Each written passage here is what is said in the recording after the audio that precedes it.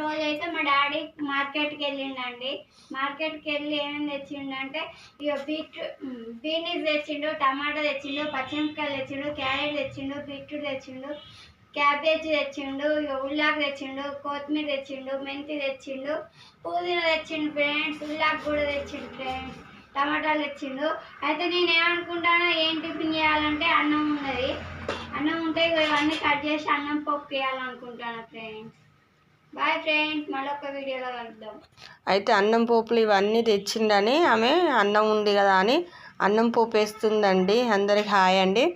చూసారా అన్నానికి ఏమేమి కోసినో చెప్పు మమ్మీ. ఇగో క్యారెట్ కోసిన, బీనీస్ కోసిన, కొత్తిమీర, పుదీనా, కరివేపాకు, పచ్చిమిరపకాయలు, ఉల్లిగడ్డ, టమాటా ఇక అవి కోసి పోపులు వేస్తే పోపు వేసుకుంటే చాలా బాగుంటుంది. ఒక టమాటా కూడా కోస్తుంది, చాలా బాగుంటుంది. అందుకని ఆమె కోసేది. ఓకేనా? మా వీడియో నచ్చితే నేను పోపు వేసేది కూడా చూపెడతాను.